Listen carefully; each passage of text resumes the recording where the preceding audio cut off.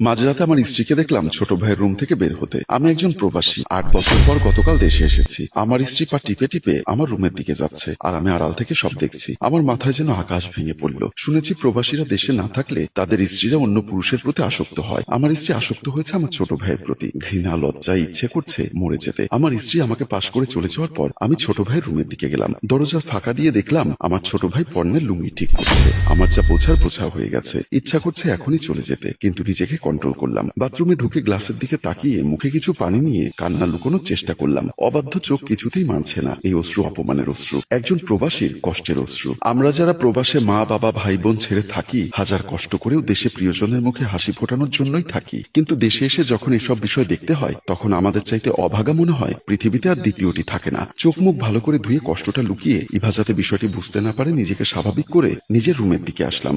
দেখলাম ইভা গভীর ঘুমের মগ্নের মতো অভিনয় করছে।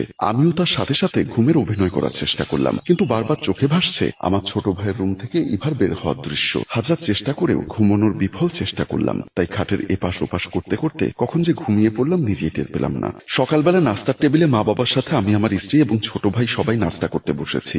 আমার বাবা বলল, বাবু অনেকদিন পর বিদেশ থেকে এসেছিস, পারলে কাল বউকে নিয়ে শ্বশুরবাড়ি থেকে ঘুরে আয়। না বাবা, এবার শ্বশুরবাড়ি যেতে পারবো না, আমি হয়তো বা 2-1 দিনের মধ্যে আবার বিদেশে চলে যাব। আমার কথা শুনে মা, স্ত্রী, ছোট ভাই, বাবা সহ সবাই অবাক হয়ে গেল। মা বলল, 8 বছর পর বিদেশ থেকে এসেছিস, এখনো 8 দিন পার করলি না, এখন আবার বিদেশে চলে যাচ্ছিস মানে? সত্য কথা বলতে এসেছিলাম 6 মাস থাকবো হিসাব করে, কিন্তু গতকাল রাতে আমার স্ত্রীর সাথে আমার ছোট ভাইয়ের সম্পর্ক চোখে পড়ার পর আমার আর এক মুহূর্ত এই দেশে থাকতে ইচ্ছা করছে না। তাই মাকে মিছিমিছি বললাম, গত রাতে হঠাৎ করে কপিল ফোন করেছে, বলেছে 2-1 দিনের মধ্যেই চলে যেতে। আমি কথাটা বলার পর দেখলাম আমার স্ত্রী ও ছোট ভাই একজন আরেকজনের মুখের দিকে তাকাচ্ছে। ওদের চেহারা দেখে মনে হলো এরা খুব খুশি হয়েছে। বাবা বলল, 8 বছর পর বিদেশ থেকে এলি, 6টা মাস না থাকলে শুধু শুধু কয়েকদিনের জন্য এসে লাভ কি হলো? পাশে বসা মা বলল, ঠিক আছে কয়েকদিন পর চলে যাবি, তবু বউকে নিয়ে শ্বশুরবাড়ি থেকে 1 দিনের জন্য হলেও ঘুরে আয়। আমি বললাম, আমার জরুরি কিছু বিষয় গুছিয়ে নিতে হবে, যে কদিন আছে খুব ব্যস্ত থাকবো, তাই এবার আর শ্বশুরবাড়ি যাওয়া হবে না। বাবা বলল, সকালে গিয়ে সন্ধ্যায় চলে আসিস। আমি বললাম, তা মনে হয় সম্ভব হবে না।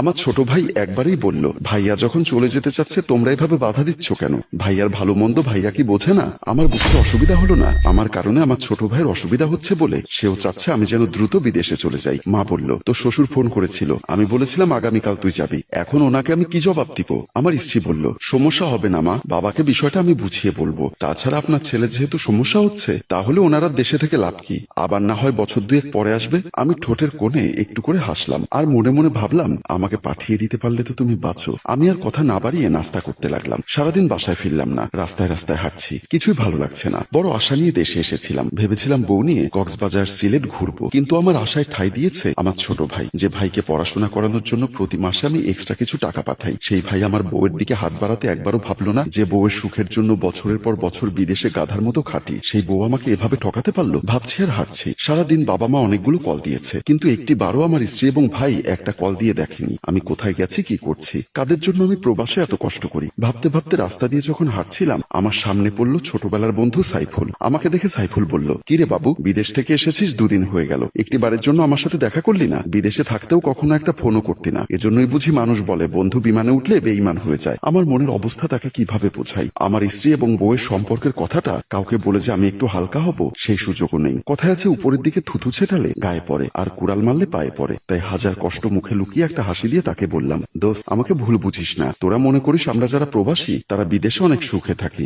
বিদেশে মনে হয় টাকার গাছ লাগানো, গাছের তলায় যাব আর ছিঁড়ে ছিঁড়ে বিদেশ থেকে দেশে পাঠাবো। কিন্তু বিদেশে যারা আছে তারা জানে, একটা মিনিট বসে কারোর সাথে গাল গল্প করার সময়ও আমরা পাই না। সারাদিন পরিশ্রম করে রাতে ঘুমানোর সময় যা একটু সময় পাই, তখন আর কাউকে ফোন করার মতো এনার্জি থাকে না। তাই বলে বন্ধু বান্ধব ভুলে যাবি? কি করবো দোস্ত, পরিস্থিতির শিকার। আচ্ছা বাদ দে, চল আমাদের এখানে মোর্শেদ কাবাব হাউস নামে এক পাকিস্তানি বিহারি কাবাবের দোকান খুলেছে, ওখানে চল দুজনে মিলে কাবাব খাবো। না দোস্ত, আমার ভালো লাগছে না, তুই যা। বুঝেছি, তোর টাকা খরচ হবে ভেবে যেতে যাচ্ছিস না। আচ্ছা তোরা প্রবাসীরা এমন কেন বলতো? বিদেশ থেকে আসার পর তোরা এমন ভাব করিস যেন তোদের হাতে কোনো টাকাই থাকে না। এত বছর বিদেশ থেকে আসার পর যদি বন্ধুকে 1 প্লেট কাবাব খাওয়াতে না পারবি, তাহলে সেই টাকার কি কোনো মূল্য আছে? সত্য কথা বলতে সাইফুলের সাথে সব বিষয় নিয়ে কথা বলতে আমার ইচ্ছা করছে না, কারণ আমার মাথায় ঘুরপাক খাচ্ছে আমার স্ত্রী এবং ছোট ভাইয়ের সম্পর্কের কথা। আমি কিছুতেই গত রাতের বিষয়টি মাথা থেকে ফেলতে পারছি না। শুনেছি নেশা করলে মনের কষ্ট কমে, তাই সিদ্ধান্ত নিলাম আজকে নেশা করব। আমার বন্ধু সাইফুল মাঝে মধ্যে নেশা করে, সেটা আমি আগে থেকে জানতাম, তাই তাকে বললাম, কাবাব খাবো না, পারলে আমাকে নেশা করা। আমার মুখে নেশার কথা শুনে সাইফুল যেন আকাশ থেকে পড়লো। সে এদিক ওদিক তাকিয়ে আমাকে বলল, তুই কি আমাকে পরীক্ষা করছিস?